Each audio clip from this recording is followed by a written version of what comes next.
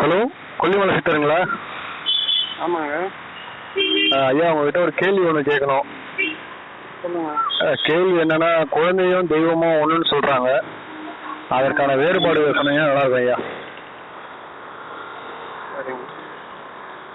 நான் கொல்லிமலையிலேருந்து நான் அதிகபட்சமாக கொஞ்சம் கடவுளை கும்பிட்றேன். நான் உங்களுக்கு கேட்டதுக்கு உண்டான நான் பதிலும் சொல்கிறேன். இப்போ எப்படின்னா, குழந்தையும் தெய்வம்னா என்ன? அது வந்துட்டு குழந்தை தான் தெய்வன்றது இல்லை. சில பேர் வந்துட்டு சாமியும் தெய்வம்னு சொல்லுவாங்க. அது வந்துட்டு அவங்க சொல்றது வந்துட்டு ஒருத்தர் உயிரோட இருந்தவங்க அதான் அது உயிர் இல்லை, அதான் கடவுள்கிட்ட போய் சேர்ந்துட்டாங்கன்னா அவங்களையும் தெய்வம்னு சொல்லி தான் கும்பிடுவாங்க. அது அவங்களுடைய நம்பிக்கை. அதுவும் தெய்வன்ற வகையில சேர்ந்தது தான். ஆனால் அது வச்சு அது போல அவங்களுடைய நினைச்சு அவரை கும்பிட்றதும் தெய்வம் நினைச்சு தான் கும்பிடுவாங்க. அது ஒரு வகை.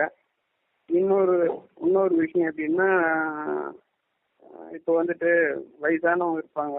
அவங்க வந்துட்டு இப்போ யார் எதை சொன்னாலும் கேட்க மாட்டாங்க. எதுவும் கேட்க மாட்டாங்கன்னா அவங்க கிட்ட போயிட்டு இதை அவங்க சரியில்லை, அவங்களுக்கு எதுவும் செய்யாதீங்க அப்படின்னு சொன்னாலும் கேட்க மாட்டாங்க. அவங்க வந்துட்டு உங்ககிட்ட பொய் சொல்லி காசு வாங்குறாங்க அப்படின்னாலும் கேட்க மாட்டாங்க. இல்லைங்க, அவங்க சேஃப்டி, அவங்க கிட்ட பழகி ஏதோ பண்றாங்கன்னு சொன்னாலும் அவங்க கேட்க மாட்டாங்க. வயசானவங்கன்னா ஒரு 67 மேலே போனவங்க அவங்க இஷ்டம் போல நடந்துப்பாங்க. அது எப்படின்னா,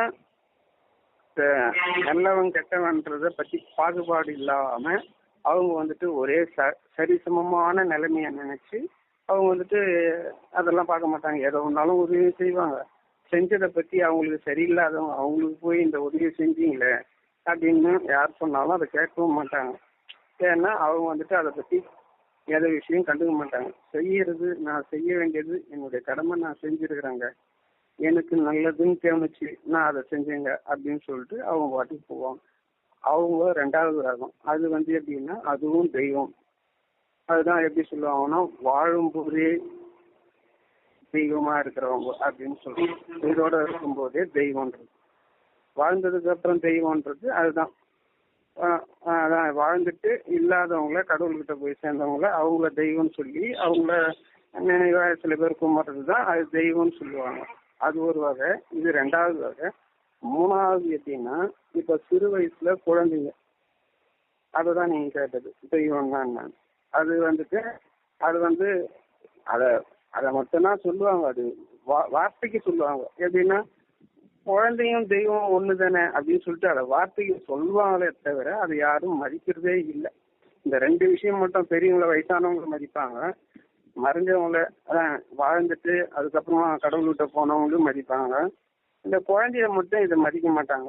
எப்படின்னா, அது குழந்தையும் தெய்வம்ன்றது அந்த வார்த்தை மட்டுமே சொல்றத நினைச்சுப்பாங்களே தவிர அதை குழந்தை இந்த 3 வயசுக்குள்ள அதுங்கிட்ட எதை கொடுத்தாலும் குடிக்கும், எதை சொன்னாலும் செய்யும், இங்கே போவாதனாலும் கேட்காது. அதனால அதுக்கு என்னன்னா அதனுடைய விஷயம் என்னன்றது, அது என்ன பண்றன்றதே தெரியாது. அப்படி இருக்கும்போது அதுக்கு தான் சொல்லுவாங்க அது கடவுள் பார்த்துப்பாங்க அப்படின்னு. எங்கே போய் விட்டாலும் கடவுள் வந்துட்டு அது நல்லபடியாக பார்த்துப்பாங்கன்ற மாதிரி அதை சொல்றதுக்கு தான் சொல்றது. அது கடவுள் தெய்வமும் குழந்தையும் ஒன்று. அதனால வந்துட்டு அந்த அறியாமையில் இருக்கிறதுனால அது தெய்வமும் அதுவும் ஒன்றுன்னு சொல்றது தான் குழந்தைய. அதனால குழந்தைய வந்துட்டு சில பேர் வந்துட்டு ஆட விட்டு பார்க்குறது, இந்த ஓட விட்டு பார்க்கறது, அந்த டிவியில் சினிமாவில் அதெல்லாம் வந்துட்டு இந்த 3 வயசுக்குள்ள அது போலலாம் பண்ணவும் கூடாது. அது பண்ணுறதுனால அவங்களுக்கு அந்த பாவம் யார் பண்ணுறாங்களோ அவங்களுக்கு தான் சேரும். ஏன்னா அதுவும் ஒரு தெய்வம் மரியாதை.